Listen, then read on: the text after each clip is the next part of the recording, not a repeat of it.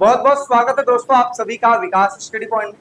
तो दोस्तों इस वीडियो में बात करने वाले हैं क्लास 11 का हिस्ट्री चैप्टर नंबर 4 जिसका नाम है तीन वर्ग। ठीक है, यानी कि three orders. I hope so आपने पीछे की वीडियो आपने देख ली होगी। अगर आपने देख लिया तो बहुत ही अच्छी बात है। अब चलिए चैप्टर की स्टार्टिंग करते हैं और चीजों को समझते हैं कि आखिर तीन वर्ग में हम क्या पढ़ने वाले हैं। एक छोटा सा इंट्रोडक्शन में दे देता हूँ तीन वर्ग के बारे में। तीन वर्ग जिसमें हम यूरोप के फ्रांसीसी समाज के बारे में हम पढ़ने वाले हैं, जो कि तीन हिस्सों में कैटेगराइज किया गया है। कौन कौन सा हिस्सा है भाई?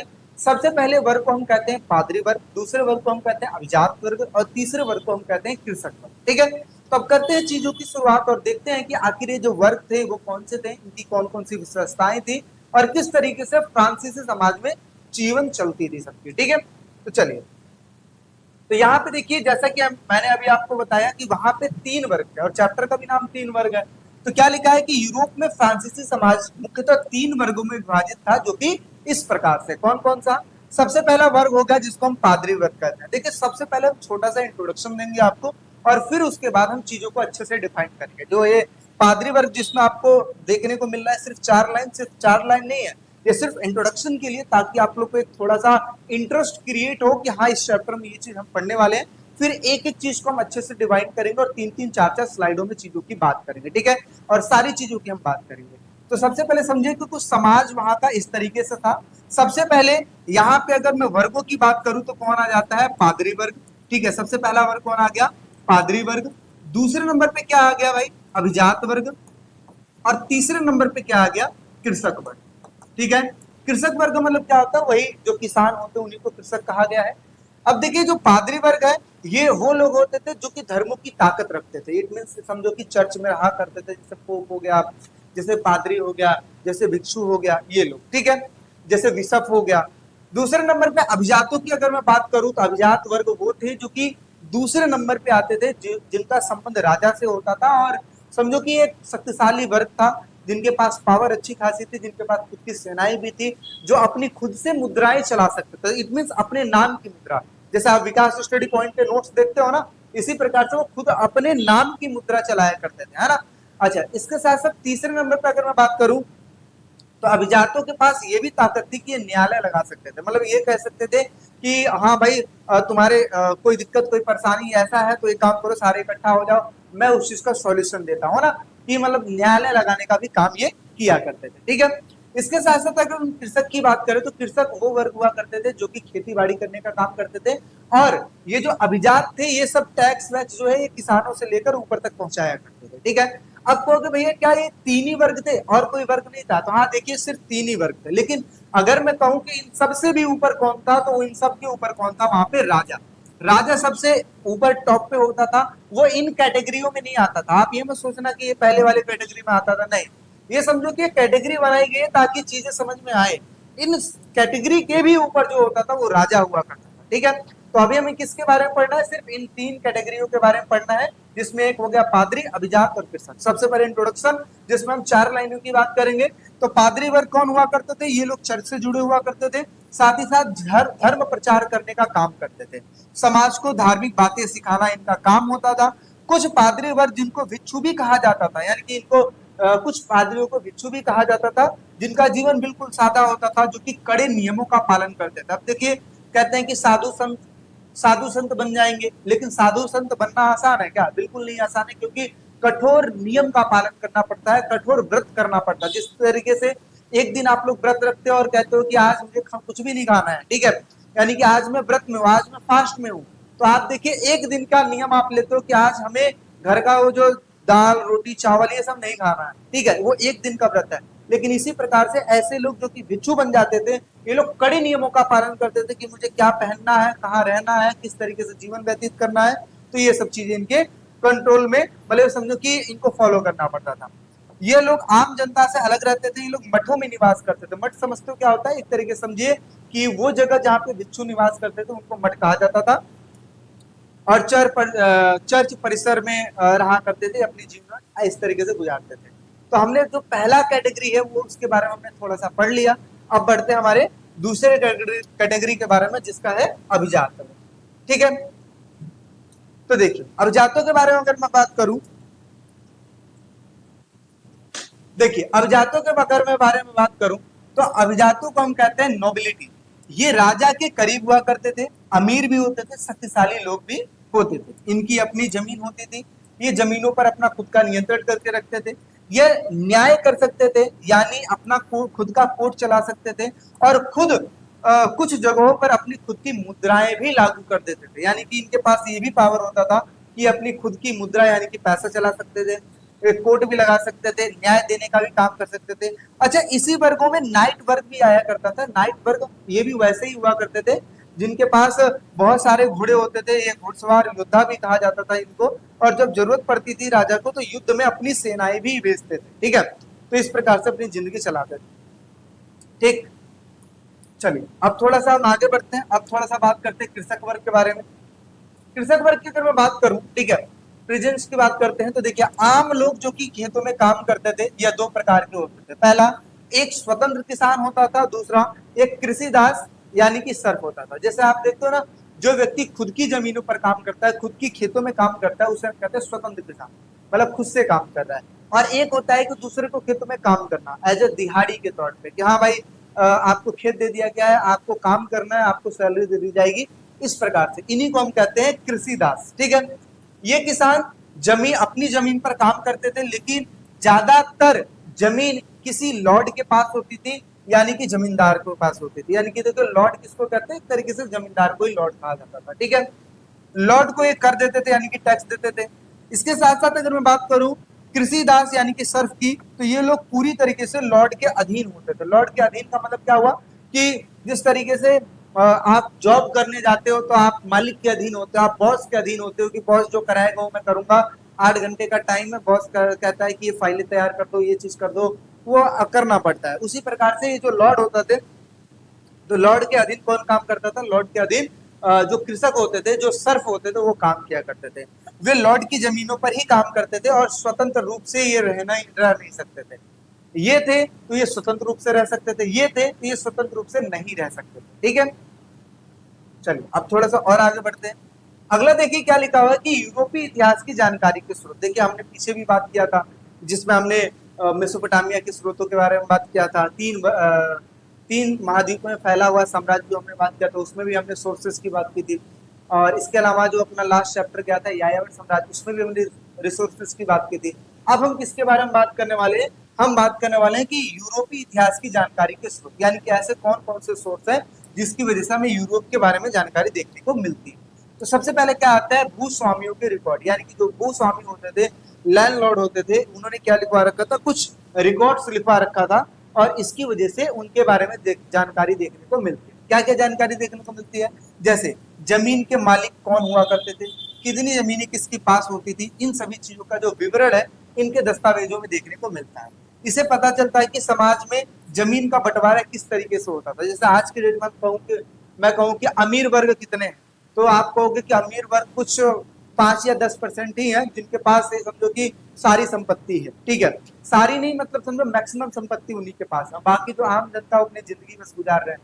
ठीक है, तो वही वाली बात है कि इससे पता चलता है कि समाज में जमीन का बंटवारा किस तरीके से होता था, ये रिकॉर्ड से पता लगता है जो कि भूस्वामी लिखवाया करते थे। चर्च के रिकॉर्ड्स में पता लगता है, जैसे देखते हो ना कि चर्चों में जब शादी वगैरह होता है तो उसमें लिखा जाता है, तो यही चर्च में जन्म मृत्यु विवाह के बारे में चीजें लिखी जाती थी, ये इनमें पता लगता था। यह दस्तावेज हमें लोगों के जीवन की जानकारी देते हैं कि कितने लोग रहते थे, उनकी उम्र क्या होती थी, और उनका परिवार किस तरीके से होता था, उनका शादी विवाह किस तरीके से होता था। ठीक है, इन सभी चीजों के बारे में पता लगता है इसके माध्यम से। तीसरा चीज क्या है भाई, तीसरा चीज है कि अदालतों के दस्तावेज, यानी कि पुराने समय में जो कि मुकदमे चला करते थे, जो कि कानून चलते थे, उनके रिकॉर्ड्स भी देखने को मिलते हैं। आज भी अगर न्यायालय में कोई केस चलता है तो उसमें पूरा रिकॉर्ड करके रखा जाता है कि हाँ भाई जो मैटर है वो मैटर क्या है, फैसला किसके हक में गया और कौन इसमें मुजरिम ठहराया गया, इन सभी चीज का रिकॉर्ड होता है, ताकि कल की डेट में दोबारा अगर ऐसा चीज हुआ, यानी कि दोबारा इस केस को रीओपन करना पड़ा, तो ऐसी सिचुएशन में चीजों को दोबारा से स्टडी की जा सके। ठीक है, आगे इससे समाज के नियम कानून तथा लोगों के झगड़ों के बारे में जानकारी देखने को मिलती थी। अगला क्या लिखा है, चौथा चीज जिसमें लिखा है कि धार्मिक तथा सामाजिक अभिलेख। धार्मिक और सामाजिक अभिलेख में क्या देखने को मिलता है, चर्च से जुड़े दस्तावेजों में जैसे त्योहार, मेलों, सामुदायिक गतिविधियों का जिक्र होता था, बिल्कुल। अच्छा, इसके अलावा गीत, संगीत, कहानी, लोक कथाएं भी उस समय के समाज परंपराओं तथा लोगों के सोचने और समझने के में मदद देती है। यानी कि ये कुछ ऐसे सोर्सेस है जिसके माध्यम से हमें वहाँ के समाज के बारे में, हमें वहाँ के धर्मों के बारे में, हमें वहाँ के कानूनों के बारे में, हमें वहाँ के परिवारों के बारे में, और किस तरीके से वहाँ पे जमीनें अलॉट की जाती थी, किसके पास कितनी भूमि होती थी, इन सभी चीजों के बारे में पता लगता है। तो हम ये कह सकते हैं कि यूरोपीय समाज में की जानकारी देने वाली ये 4 स्रोत हैं, और भी हो सकते हैं, लेकिन हमें सिर्फ 4 को हमने पढ़ा है, जिसके माध्यम से हमें वहाँ की चीजों के बारे में जानकारी देखने को मिलती है। चलिए, अब बढ़ते हैं अच्छे अच्छे क्वेश्चनों की तरफ में। देखिए, अच्छा क्वेश्चन क्या लिखा हुआ है कि सामंतवाद, और ये क्वेश्चन आता है 2 नंबर में। पहली बात तो छोटे क्वेश्चन में भी आ सकता है, 4 नंबर के क्वेश्चन में भी आ सकता है, या फिर 8 नंबर के क्वेश्चन में भी आ सकता है। तो क्या लिखा है? सामंतवाद।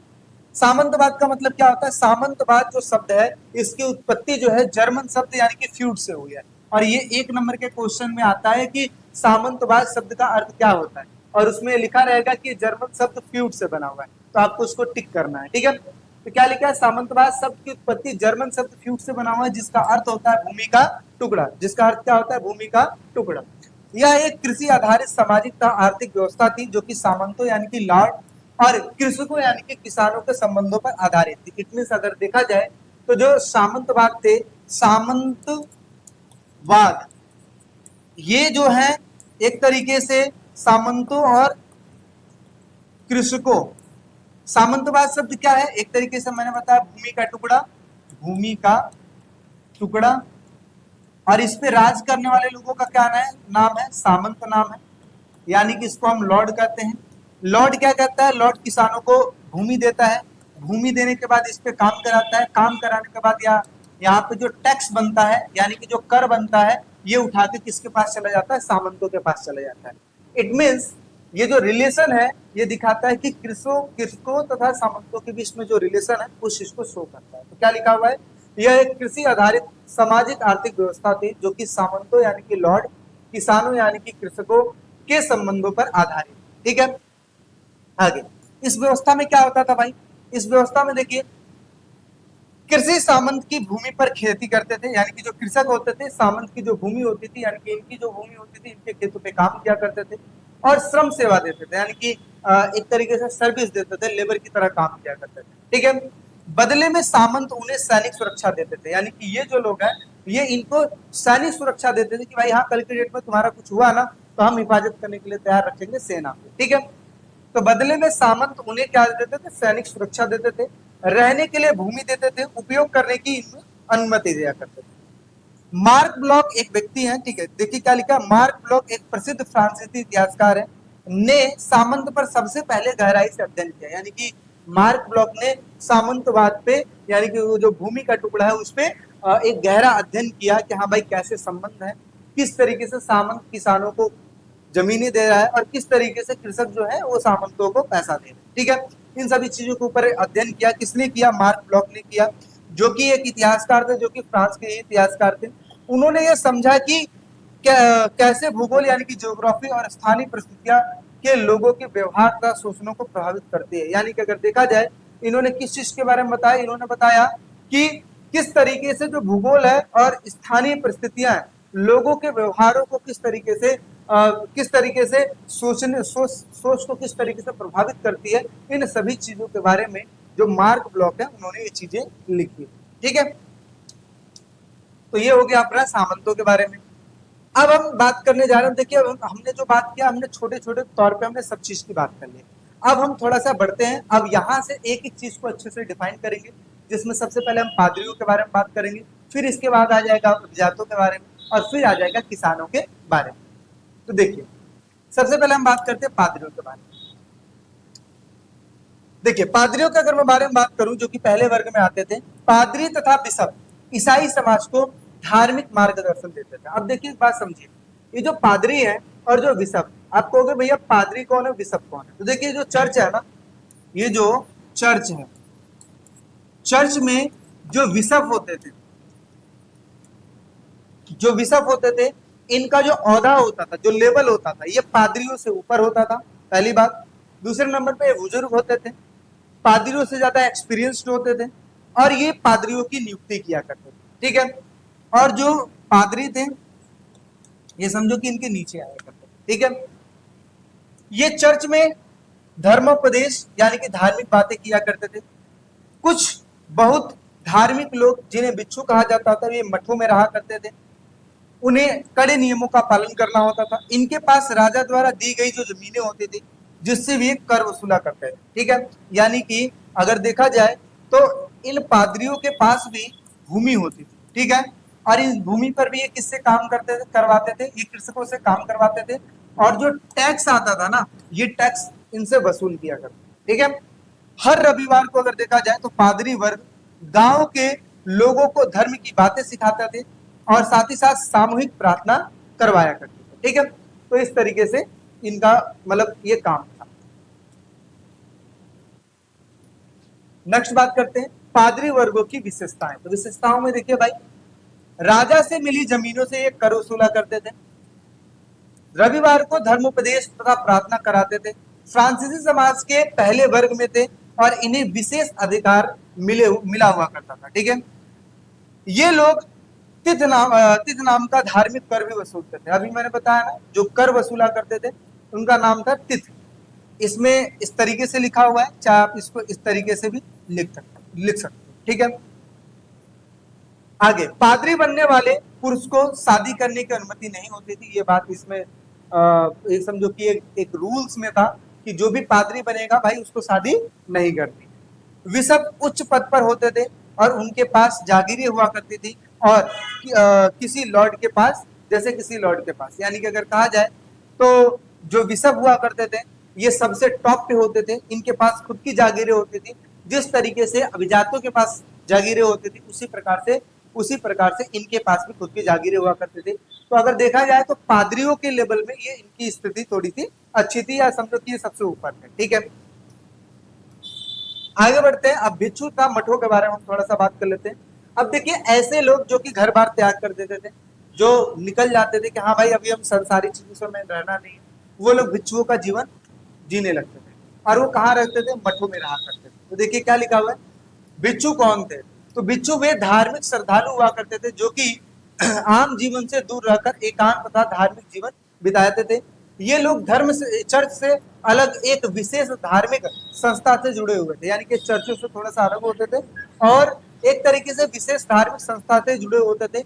वे लोग मठों में रहते थे जो कि अक्सर गांव तथा शहरों से थोड़ा सा दूर दूर बनाए जाते थे। ठीक है, यानी कि अगर देखा जाए तो मठ कहाँ बनाए जाते थे, जो गांव होता था, जो शहर होता था, उनसे थोड़ा हटकर बनाया जाता था, ताकि ये संसार से या समझो कि उस एरिया से दूर रहे जहाँ पे सांसारिक मोह माया है ना, उन चीजों से थोड़ा सा दूर रह सके। आगे प्रसिद्ध मठ कौन से थे। अब देखिए, जो दो मठ है मोस्ट इंपॉर्टेंट है फॉर योर एग्जाम। ठीक है, एमसीक्यू में आता है ये। तो क्या लिखा है, सेंट बेनिडिक्ट जो मठ था, जो कि 529 ईस्वी में बनाया गया था, जो कि इटली में स्थापित है। और दूसरा जो मठ है जिसका नाम है क्लूनी मठ। कौन सा मठ है, क्लूनी मठ, जो कि 910 ईस्वी में बनाया गया था, जो कि बरगंडी यानी कि फ्रांस में स्थापित है। तो ये दो प्रकार के मठ हो गए, जिसका पहले का नाम है अपना सेंट बेनिडिक्ट मठ, दूसरे का नाम है क्लूनी मठ, जो कि 910 ईस्वी में बरगंडी यानी कि फ्रांस में बनाया गया। ठीक है, अब देखिए भिक्षुओं की क्या विशेषताएं होती थी भाई। भिक्षुओं की भी अपनी एक विशेषता थी। कौन सी विशेषता थी, तो भिक्षु मठों में रहा करते थे। ठीक है, जिसको मोनेस्ट्री भी कहा जाता था। वे कड़े धार्मिक नियमों का पालन करते थे, आम लोगों से दूर एकांत जीवन व्यतीत करते थे।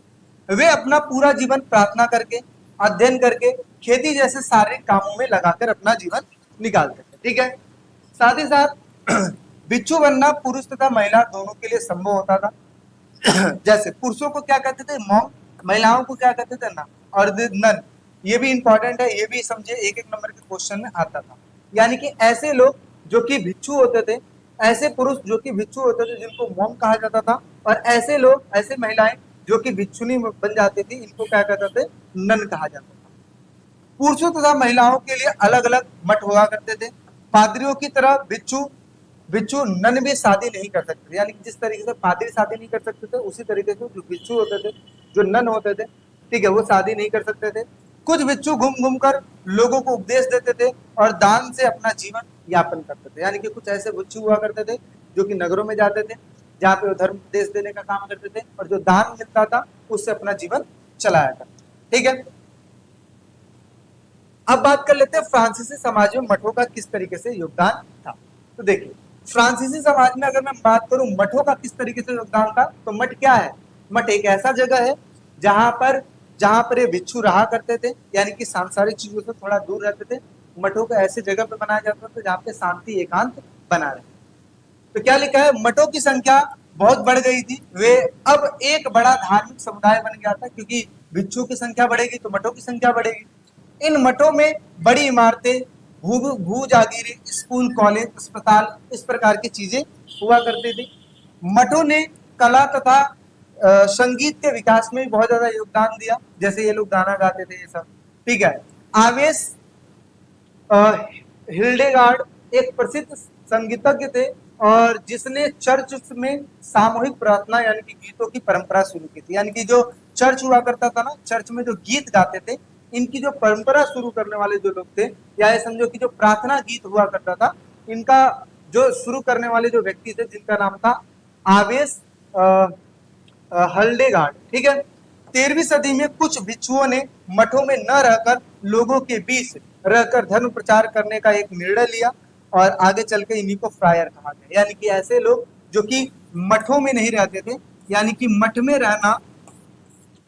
में रहना ये स्वीकारते नहीं थे, ये घूम घूम कर बातें करते थे, या समझो कि एक तरीके से ज्ञान की बातें करते थे, धर्मों की बातें करते थे। इन्हीं को फ्रायर कहा गया। क्या कहा गया? इन्हीं को फ्रायर कहा गया। ठीक है, चलिए अब दूसरे वर्गों की बात करते हैं। दूसरा वर्ग कौन सा वर्ग था? जिसको हम अभिजात वर्ग कहते हैं। कौन सा वर्ग कहते हैं भाई? अभिजात वर्ग। ठीक है, अभिजात वर्ग फ्रांसीसी समाज का एक तरीके से दूसरा वर्ग था, जिनके पास भूमि जैसे महत्वपूर्ण संसाधनों पर एक तरीके से नियंत्रण होता था। यह लोग राजा के अधीन होते थे, और उनके नीचे कृषक वर्ग हुआ करते थे। यानी कि अगर देखा जाए तो अभिजातों के ही नीचे जो होते थे वो कृषक वर्ग हुआ करते थे। इस व्यवस्था को वेस्लेस, ठीक है, ये भी एक क्वेश्चन आता है, इसी व्यवस्था को हम क्या कहते हैं? वेस्लेस कहा जाता है, वेस्लेस व्यवस्था कहा जाता है। ठीक है, इसमें अभिजात लोग राजा को अपना स्वामी यानी कि मालिक मानते थे। यानी कि अगर देखा जाए तो अभिजात लोग थे, ये राजा होता था जो सबसे ऊपर होता था, जो कि इन तीन कैटेगरियों के भी ऊपर होता था, उनको राजा मालिक मानते थे। और साथ ही साथ ये कृषकों से क्या वसूल करते थे? ये टैक्स वसूलते थे। ठीक है, आगे अब समझते हैं सेन्योर या फिर लॉर्ड।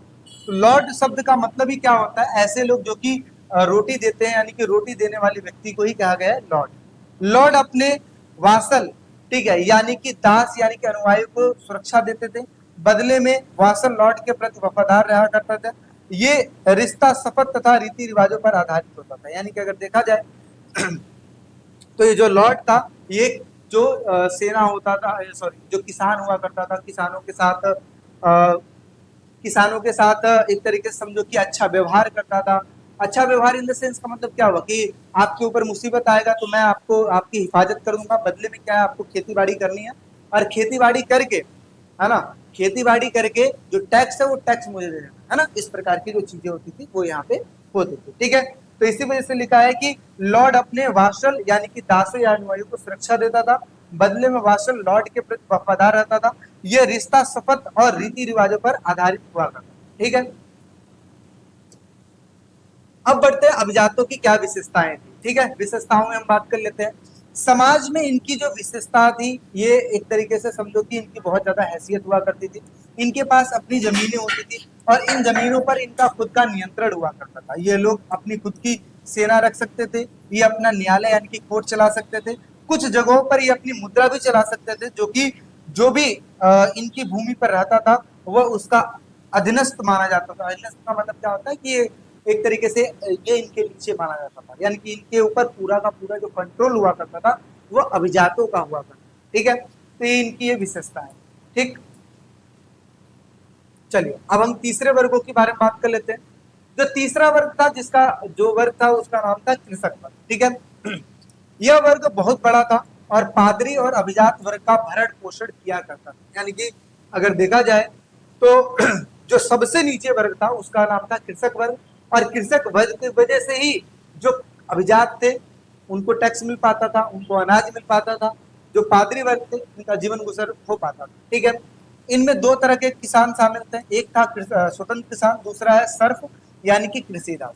अब मैंने बताया जो स्वतंत्र किसान था इनके पास खुद की भूमि होती थी, ये खुद की भूमि पे काम करते थे, फसल उत्पादन करते थे और जो टैक्स वैक्स बनता था वो दे देते थे।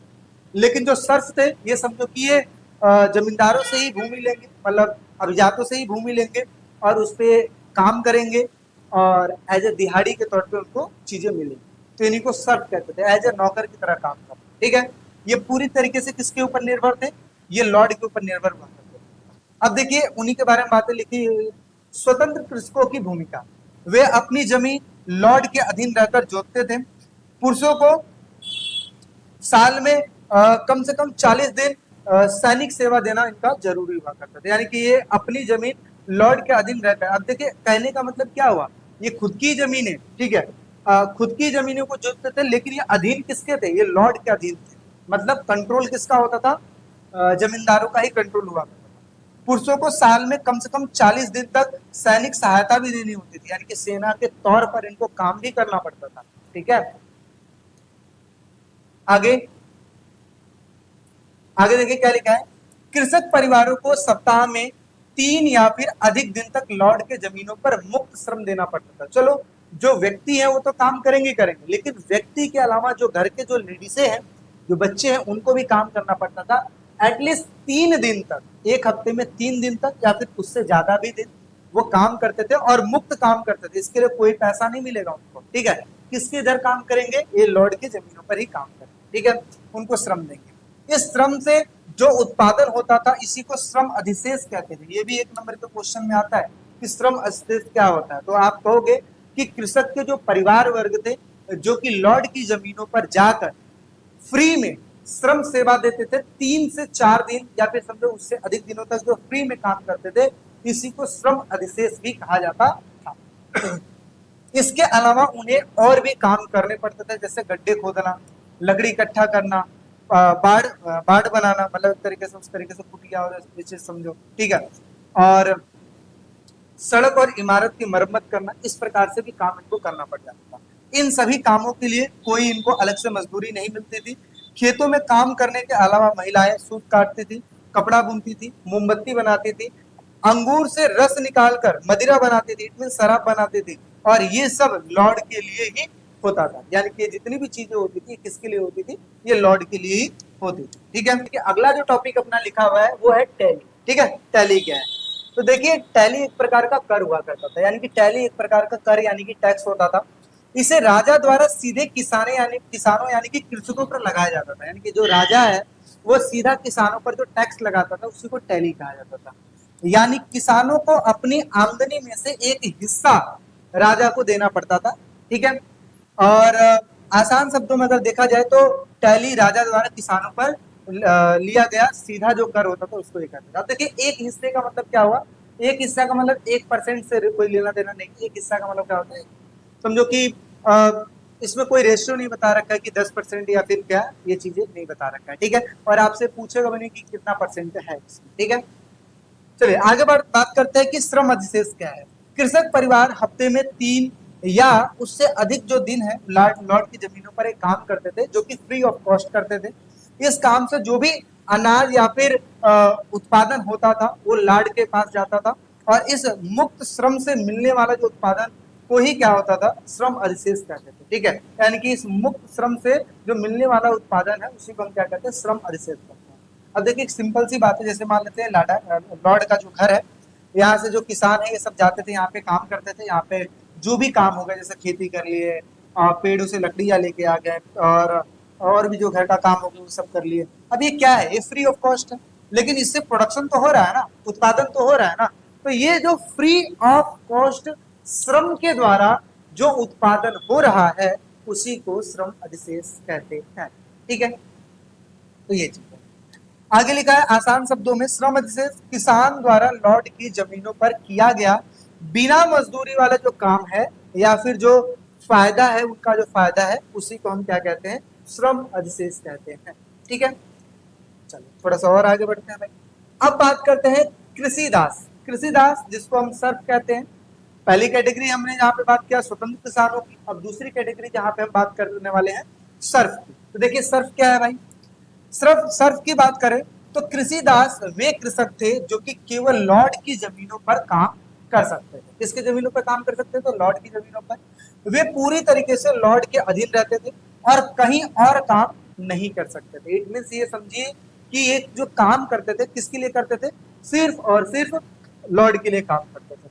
11वीं शताब्दी तक खेती में कई सारे बदलाव भी हुए। अब देखिए ये जो मैंने टॉपिक लिखा हुआ है ना, ये टॉपिक इसी में ऐड हो गया। अदरवाइज अगर देखा जाए तो ये ना अपने आप में ही एक अच्छा टॉपिक है जो कि 4 नंबर या फिर 8 नंबर के क्वेश्चन में आता है। क्या आता है कि 11वीं शताब्दी तक खेती में जो बदलाव हुए ना वो कौन कौन से बदलाव। तो देखिए क्या लिखा है। सबसे पहले लकड़ी के लिए हल की जगह पर लोहे के भारी हल का प्रयोग होना शुरू हो गया। यानी कि देखिए जो हल होता है ना, हल का जो नीचे का जो साइड देखो, जैसे मान लेते हैं ये है, इस तरीके से हल होता था। तो ये जो नीचे वाला जो एरिया होता था ना, हल का जो नीचे वाला जो एरिया होता था उसमें लोहे के फाल लगते थे। जिस प्रकार से जब खेतों की जुताई की जाती थी ना, तो लोहे का अगर फाल रहेगा तो समझो कि वो नीचे तक जाएगा और नीचे की जो मिट्टी है वो ऊपर आएगी और इस तरीके से प्रोडक्शन अच्छा हो पाएगा। ठीक है। हल में सांचेदार पटरे भी लगे होते थे और जुआ अब गले की जगह पर कंधों पर बांधा जाने लगा था। ये बेसिकली बैलों की बात हो रही है कि इस तरीके से बनाया जाता था जिसकी वजह से बैलों को दुख भी ना हो रखने में और साथ ही साथ वो अच्छे से भार को ले भी जा सके, क्योंकि पहले बैलगाड़ियां चलती है ना। घोड़े के जो खुर होते थे उस पर लोहे के नाल लगाए जाते थे। नाल का मतलब क्या हुआ? जिस तरीके से हम चप्पल पहनते हैं ना, ऐसे घोड़े के जो पैर होते थे, पैरों के एकदम नीचे वाला जो पोर्शन होता था वहां पर एक लोहे का नाल लगता था, जिसकी वजह से अगर ये चले भी, दौड़े भी, भागे भी तो इसकी वजह से उनके घोड़े जो पैर है उनको हार्म ना हो, मतलब नुकसान ना हो। तो इसी को कहते हैं नाल लगवाना। ठीक है। खेती और चक्कियों में वायु तथा जल शक्ति का इस्तेमाल होने लगा था और 2 खेतों की जगह पे अब 3 खेतों की प्रणाली शुरू कर दी गई थी। इट मीन जैसे हम कहते हैं ना कि एक ही खेत में 2 या 2 से अधिक फसलें उगाने वाली जो प्रक्रिया स्टार्ट हो गई थी और इसके साथ साथ अब धीरे धीरे खेती यानी कि प्रोडक्शन अच्छी खासी होने लगी थी। तो ये हमने किसके बारे में पढ़ा? ये स्टार्टिंग में 2 लाइन हमने दासों के बारे में पढ़ा, कृषि दासों के बारे में। उसके बाद हमने एक नया टॉपिक लिया, क्या लिखा है? 11वीं शताब्दी तक खेती में कौन कौन से बदलाव देखने को मिले। तो ये सारे बदलाव उसमें देखने को मिले। ठीक है। चलिए अब थोड़ा सा और आगे बढ़ते हैं। अगला क्या लिखा है? इन सुधारों से खेती आसान और तेज होने लगी थी। भोजन की मात्रा दुगनी हो गई थी। बिल्कुल, जब प्रोडक्शन अच्छा होएगा तो भोजन की मात्रा तो दुगनी हो गई। खेतों का आकार, जोतों का जो आकार है छोटा होने से काम और कुशलता से होने लगा था। अब देखिए इसका कहने का मतलब क्या हुआ? जोतों का आकार छोटा होने का मतलब क्या हुआ? जब आपके पास, जब आपके आप आपके पास सुविधाएं आ जाएं या फिर आप समझो कि कुछ ऐसी चीजें आ गई, कुछ ऐसे उपकरण आ गए जिसकी वजह से आपका प्रोडक्शन ज्यादा होने लगेगा, तो आपको ज्यादा खेती करने की जरूरत नहीं है। आप सोचो, जो जो फसल आप 10 बीघा खेत में उगा रहे थे वही फसल आप इन माध्यमों से सिर्फ 8 बीघा या फिर 5 बीघा में ही उगा ले रहे हो, तो आपको ज्यादा खेती करने की जरूरत पड़ेगी नहीं ना। तो वही वाली बात है। तो इसीलिए लिखा है जूतों का आकार छोटा होने की वजह से काम और कुशलता से अच्छे से होने लगा। कम मेहनत में ज्यादा से ज्यादा उत्पादन होने लगा था, क्योंकि ये जो चीजें थी जिसकी वजह से पैदावार अच्छा होने लगा था। किसानों को अन्य कामों के लिए समय मिलने लगा, यानी कि पूरा समय खेती में ही नहीं देना है बल्कि और जो काम है उसमें वो कर सकते हैं। तो ये चीज हमने पढ़ लिया। चलिए अब आगे बढ़ते हैं। 14वीं शताब्दी का संकट देख लेते हैं। देखिए एक संकट आया 14वीं शताब्दी में जिसकी वजह से चीजों में बहुत ज्यादा परिवर्तन आए। सबसे पहले जैसे जलवायु परिवर्तन। 13वीं शताब्दी के अंत में यूरोप में ठंडक बढ़ने की वजह से, ठीक है, ठंडक बढ़ने लगी थी और इसकी वजह से जो फसल है, फसल को भी ज्यादा नुकसान पहुंचने लगा। इससे जो फसल पकने का जो समय है वो घट गया। देखिए एक एक समय होता है फसल बोने का, फसल के ग्रोथ होने का और जो फसल है वो काटने का। जिस तरीके से आप देखते हो ना कि गर्मी के समय में जब गेहूं को काटा जाता है और उस समय अचानक से जब बारिश हो जाती है तो कहते हैं फसल बर्बाद, फसल क्या हो गई? बर्बाद हो गई। तो एक मौसम होता है जिसमें फसलों को काटा जाता है, फसलों को बोया जाता है, फसलों की ग्रोथ होती है। और अगर इसमें अगर चेंजेस आ गया ना तो समझो फसल अच्छी नहीं होगी। तो यही लिखा है कि जो फसलों के पकने की जो समय था ना वो धीरे धीरे घटने लगा था। अच्छा, तो पहला ये जो आ गया जिसकी वजह से संकट आ गया। दूसरे नंबर पे प्राकृतिक आपदाएं आ गई, जैसे तूफान हो गया, समुद्री बाढ़ों की वजह से जो खेती बहुत ज्यादा प्रभावित हो गया। भूमि का ज्यादा से ज्यादा उपयोग करना, मैंने बताया खेतों में ज्यादा से ज्यादा प्रोडक्शन आप करोगे, एक ही खेत में ज्यादा से ज्यादा प्रोडक्शन करोगे, तो जो भूमि की फर्टिलाइजर जो है, समझो जो फर्टिलिटी है, जो उर्वरकता है, वो धीरे धीरे कम होनी शुरू हो जाएगी। और जब चीजें कम होनी शुरू हो जाएगी तो अच्छा प्रोडक्शन नहीं होगा। जिस प्रकार से एक ही व्यक्ति से आप 12-12, 15-15, 20-20 घंटे काम कराओ तो उसके बाद उसको रेस्ट की जरूरत होती है, उसी प्रकार से भूमि को भी रेस्ट की जरूरत होती है। ये मत समझना कि जो भूमि है उसमें कभी भी आप बीज डालो और कभी भी वो प्रोडक्शन होने लगेगा, ऐसा जरूरी नहीं तो अगर ऐसा होता तो बंजर जमीन नहीं पड़ी रहती। आप देखो ना, बंजर जमीनें भी होती है। भूमि के प्रकार जो कि 12वीं क्लास में आप लोग पढ़ोगे कि ओलस, परोती, चचर और बंजर, 4 तरह के भूमि के प्रकार होते हैं, है ना। चलिए आगे बढ़ते हैं। तो ये है तीन फसल प्रणाली और ज्यादा जुताई से जो जमीन है धीरे धीरे कमजोर होने लगी थी। चारागाहों की कमी यानी कि पशुओं पर इसका बहुत ज्यादा असर पड़ा। जनसंख्या तथा संसाधनों में असंतुलन, जनसंख्या बढ़ी लेकिन भोजन तथा संसाधन पर्याप्त नहीं हुए। यानी कि अगर कहा जाए तो जैसे जैसे जनसंख्या बढ़ने लगी, जो भोजनों की जो डिमांड थे, खानों की जो डिमांड थी, संसाधनों की जो डिमांड थी, ये पर्याप्त नहीं था। मतलब इतना नहीं था कि इजिली अपना जीवन गुजार पाए। इसकी वजह से चीजें और बढ़ गई और संकट आ गया। ठीक है, तो ये भी क्वेश्चन आता है कि 14वीं शताब्दी का संकट क्या है, बड़े ध्यान से सुनिएगा। ठीक है, चलिए आगे बढ़ते हैं। अगला क्या लिखा है, 1315 से लेकर 1317 तक अकाल। अकाल का मतलब होता है वही भुखमरी या इस तरीके की चीजें।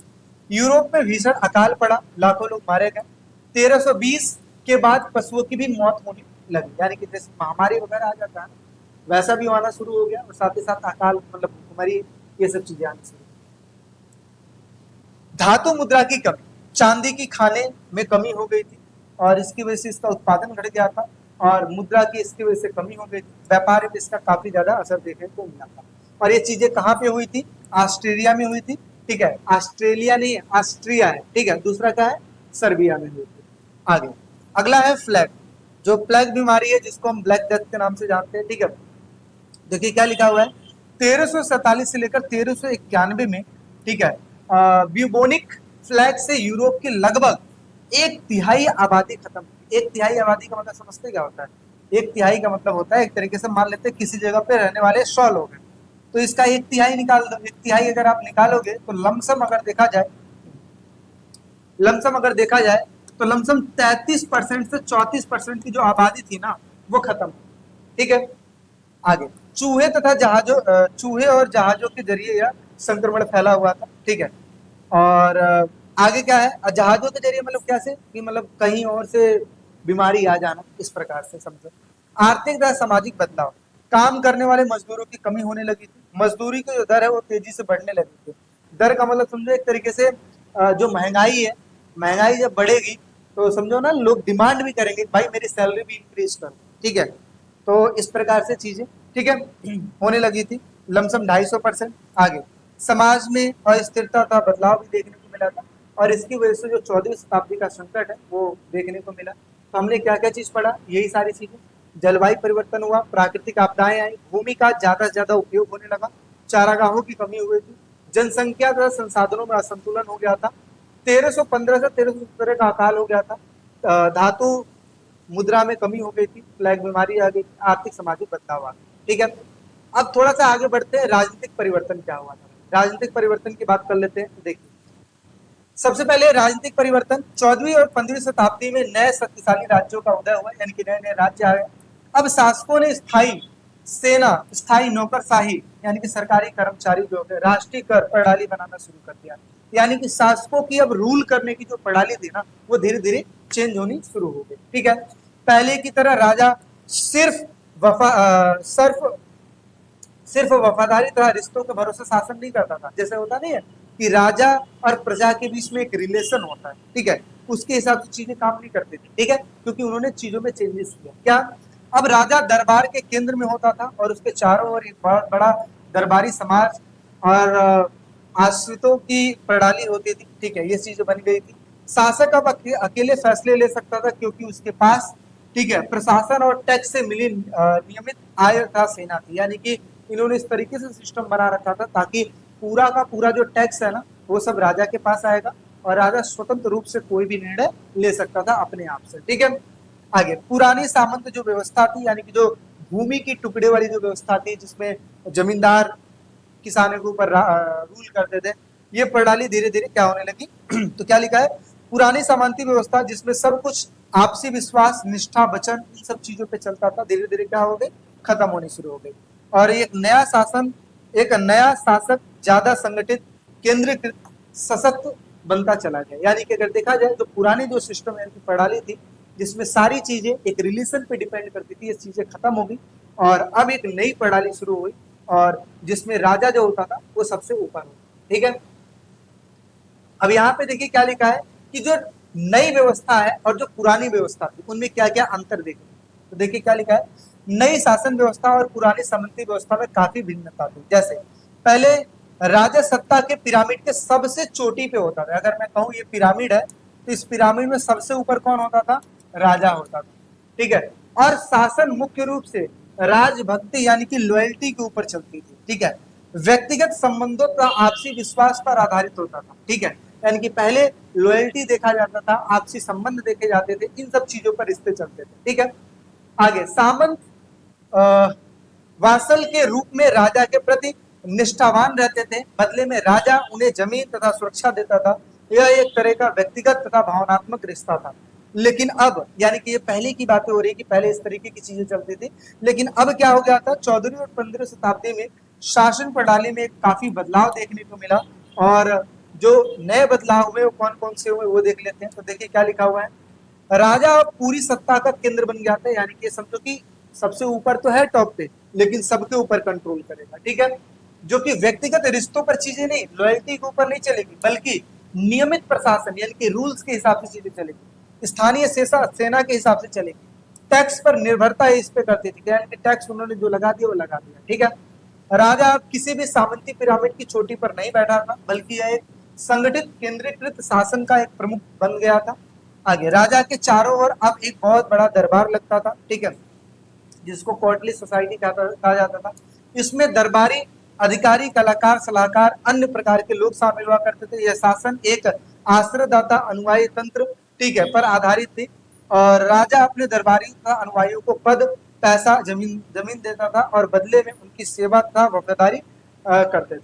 अब देखिए कुछ इस प्रकार से समझिए, जैसे जैसे एक एडमिनिस्ट्रेशन चलाया जाता है ना, कि एक बंदा यहाँ पे मेन है और इसके पास पैसा है, और पैसा है तो अपने हिसाब से ये मंत्री रखेगा, अपने हिसाब से सलाहकार रखेगा, अपने हिसाब से सेनापति रखेगा, और इस हिसाब से पूरे शासन को चलाएगा। जैसे आज की डेट में आप देखते हो ना, सब चीजें किस पे चलती है, लॉयल्टी पे नहीं चलती है, प्रशासन, पैसा और इन सभी चीजों पे चलती है। उसी हिसाब से इन्होंने भी सिस्टम कर दिया था। ठीक है, अब शासन व्यवस्था ज्यादा प्रशासनिक हो गया था, ज्यादा कानूनी हो गया था, और आर्थिक रूप से मजबूत हो गया था। जैसे अपने देश में, अपने देश छोड़ो, किसी भी देश जिस प्रकार से सिस्टम चलाया जाता है ना, उसी हिसाब से चीजें थी।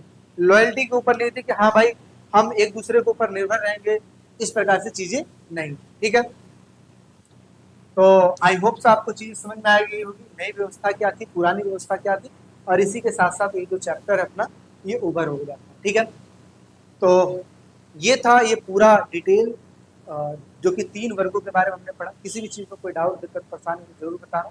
एक बार वीडियो, 2 बार वीडियो को जरूर देखना। ठीक है, ज्यादा नहीं, बड़ी वीडियो नहीं है, लमसम ये होगी 30 मिनट के आसपास की वीडियो होगी। तो आप इसको एक बार 2 बार अगर आप देखेंगे समय निकाल के, समझिए चैप्टर समझ में आ जाएगा।